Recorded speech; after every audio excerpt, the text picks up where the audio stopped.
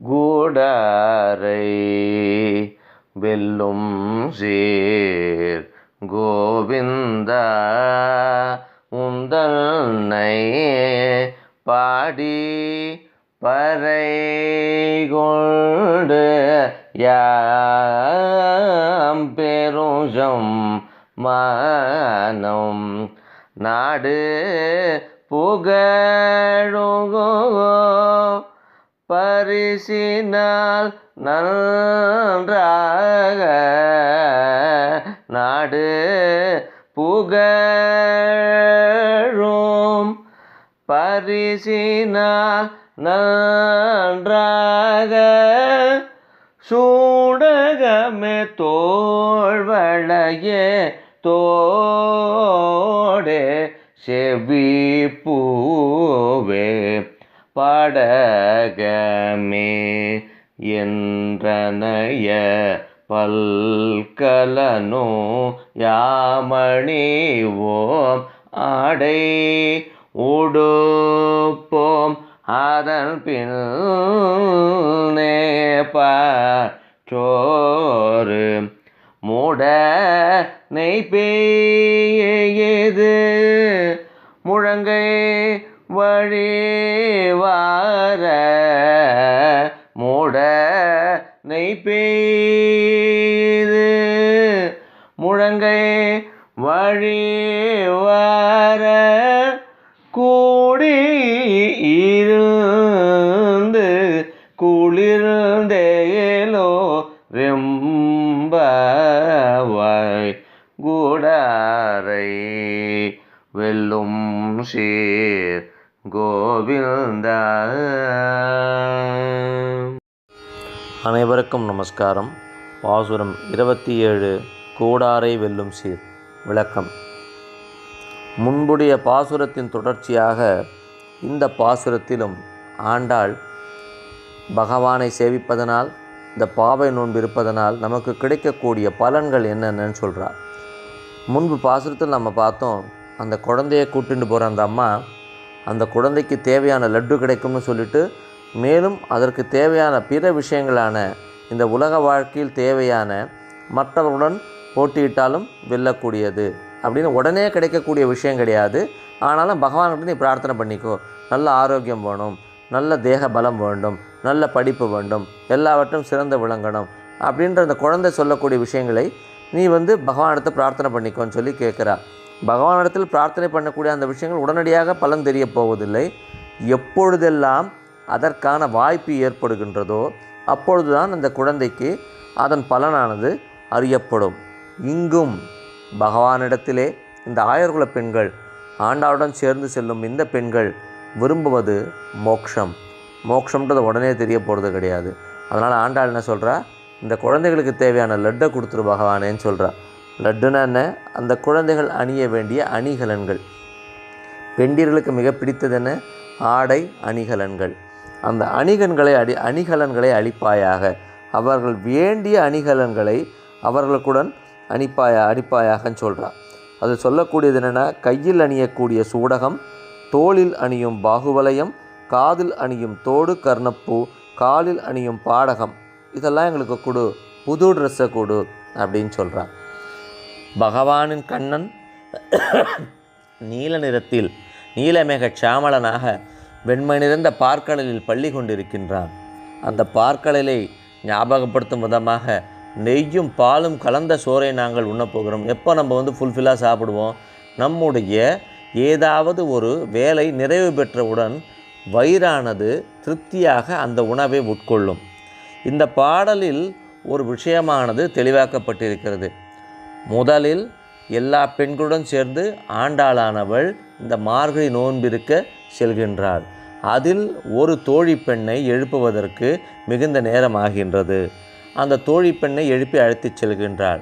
பின்பு பகவானின் திருமாளிகைக்கு செல்கின்றாள்.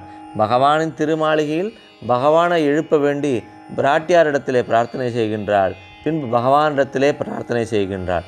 இந்த பாடலில் என்ன உரைக்கின்றாள்? பகவானிடத்தில் பேசுகிறாள், எனக்கு இதெல்லாம் கொடுத்துடு, உன்னை பார்த்த திருப்தியில் நாங்கள் சாப்பிட போகிறோம். அப்போ சொல்ல விரும்புவது என்ன? பகவானின் தரிசனம் கிடைத்து விட்டது. பகவானை கண்டுவிட்டாள் ஆண்டாள். ஆண்டாளுடன் சென்ற பெண்களும் பகவானை கண்டு விட்டார்கள். அதாவது எப்படின்னா, சில விஷயங்கள் பிரார்த்தனை பண்ணிகிட்டே இருப்போம் வாழ்க்கையில், ரொம்ப எதிர்பார்த்த விஷயமாக இருக்கும். இதுதான் என்னுடைய வாழ்க்கையின் லட்சியம் அப்படின்னு நினச்சிட்டே இருப்போம்.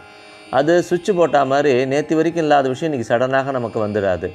நம்முடைய வாழ்க்கையில் இரண்டரை கலந்து கொஞ்சம் கொஞ்சமாக அது கலந்து கலந்து வந்து ஒரு நாள் அது வெற்றியானது வரும்பொழுது நமக்கு அது இயல்பாக தோன்றும்.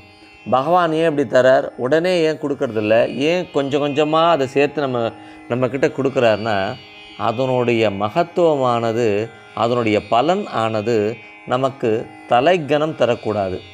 உடனே கிடச்சிருக்குன்னு வச்சுக்கோங்க. ஒரு குழந்தை இருக்குது, அந்த குழந்தை 5th படிக்கிறது. அப்பா, எங்கள் ஃப்ரெண்டோட அப்பா கிட்ட ஐஃபோன் இருக்கான்ப்பா, நேற்று ஸ்கூலில் ரொம்ப பெருமையாக சொல்லிட்டான், எனக்கு ஐஃபோன் வேணும் அப்படின்னும்போது அந்த குழந்தைக்கு வாங்கி கொடுத்துட்டா அதனுடைய மகத்துவம் தெரியாது. எங்கள் அப்பா நான் எது கட்டாலும் வாங்கி தருவான்னு சொல்லிட்டு மறுநாள் ஸ்கூலுக்கு போய் பெருமை அடிச்சுக்கும். உங்கள் அப்பாவுக்கு இந்த வயசில் தான் ஐஃபோன் கிடச்சிது, எங்கள் அப்பா எனக்கு உடனே வாங்கி கொடுத்துட்டாருப்பான்னு சொல்லிட்டு தலைக்கணமானது வந்துவிடும். அதே அந்த குழந்தை வளர்ந்து வாலிப பருவம் அடைந்து தன்னுடைய நண்பனின் தந்தையார் எவ்வயதில் அந்த ஐஃபோன் பெற்றாரோ அதை விட ஒரு 2 ஆண்டுகளுக்கு முன்பாக பெறும்பொழுது அது அந்த பொருள் பெறுவதற்கான வழி என்ன என்பதை உணர்ந்திருக்கும். அதுக்கு தேவையான அந்த பொருளானது கிடச்சிருத்து, எந்த காலத்தில் வேணுமோ அந்த காலத்திலே அதுக்கு கிடச்சிருத்து. ஆனால் அதற்குண்டான மணித்துளிகள், அதற்குண்டான அந்த பிரயாசைகள், அதற்குண்டான அந்த முயற்சிகள் எல்லாமே அந்த குழந்தை மனசில் பதிஞ்சிருக்கும். அந்த பொருளின் தன்மையானது அந்த குழந்தையின் மனதில் ஆழ பதிந்திருக்கும். அதோடைய மகத்துவம் அதை விட்டுவிடக்கூடாதுன்ற ஒரு எண்ணம் கிடைக்கும். குழந்தை கேட்ட உடனே ஒரு ஐஃபோன் வாங்கி கொடுத்தோம்னா அடுத்த நாள் தூக்கி போட்டுட்டு வேறு ஒன்று கேட்கும். ஏன்னா அந்த குழந்தைக்கு தெரியும், நாம் எது கேட்டாலும் அப்பா உடனே நமக்காக வாங்கி கொடுத்துருவார். அதனால் இதை தொலைச்சாலும் பரவாயில்ல, வேறு ஒன்று நம்மளுக்கு உடனே கிடச்சிருன்ற ஒரு எண்ணமானது குழந்தையின் மனதில் இருக்கும். ஆனால் அதே அந்த குழந்தை தனது சொந்த முயற்சியால் பல காலம் கஷ்டப்பட்டு அந்த பொருளை வாங்கிட்டுனா அந்த குழந்தை அதை எவ்வாறு பத்திரமாக பாதுகாத்து கொள்ள வேண்டும் அப்படின்றது தெரியும். ஆண்டாள் இங்கு உரைக்க இருப்பது, நீங்கள் இதுகாரும் பகவானின் தரிசனத்திற்காக பாவை நோன்பு மேற்கொண்டிருந்தீர்கள், பகவானின் தரிசனத்திற்காக அதிகாலையில் துயில் எழுந்தீர்கள், நறுமணமிக்க மலர்களை ஒதுக்கினீர்கள், அணிகலன்களை அணியவில்லை, ஒரு தவ வாழ்க்கை வாழ்ந்து வந்தீர்கள். இன்று அந்த தவமானது பூர்த்தியாக விட்டது. இந்த தவத்தின் பயனாக நீங்கள் அணிய மறுத்த அந்த அணிகலன்களை பகவான் உங்களுக்கு தரப்போகின்றான்.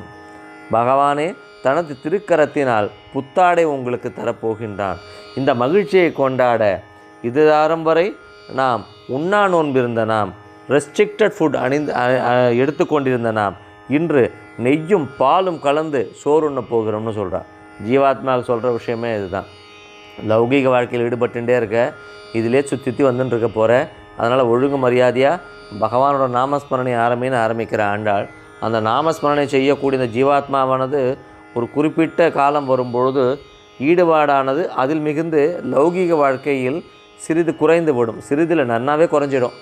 ஒரு ஞானி மாதிரி, இல்லறத்தில் துறவி மாதிரி வாழ்க்கைக்கு சம்பந்தப்பட்ட அடிப்படை விஷயங்கள் மட்டுமே கான்சன்ட்ரேட் பண்ணிட்டு பெரும்பாலான நேரங்களில் பகவானின் நாமாவை மட்டுமே சொல்லி கொண்டிருப்போம்.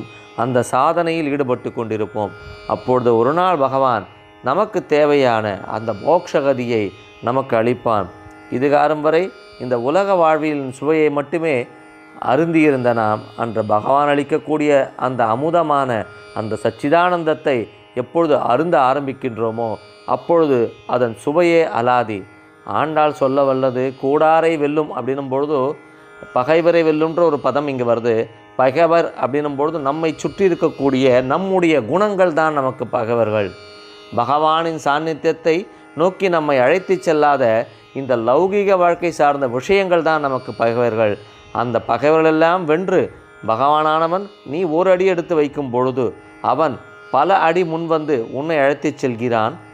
அந்த ஒரு அடியும் அவன் அருளால் தான் நமக்கு கிடைக்கின்றது. அதை மனசில் வச்சுட்டாலே போகிறோம். பகவானை நான் ஒரு அடி எடுத்து வச்சுட்டேன், இனிமேல் நீ என்னை கூட்டம் போகணும்னு சொல்லும்போது அந்த ஒரு அடியானது நான் வைத்தேன் அந்த எண்ணம் வராமல், பகவானே முதலடி வைக்க எனக்கு அருள் கொடு, ஏனைய அடிகளை நீயே என்னை அழைத்து செல்லுன்னு பிரார்த்தனை பண்ணோம்னா பகவான் காத்துன்னு இருக்கான். கண்டிப்பாக முதலடி வைக்க நம்மை தயார்படுத்துவான். நன்றி மற்றும் வணக்கங்களுடன் கூரம் திருவாழி சுந்தரம் முகுந்த ராமானுஜதாசன்.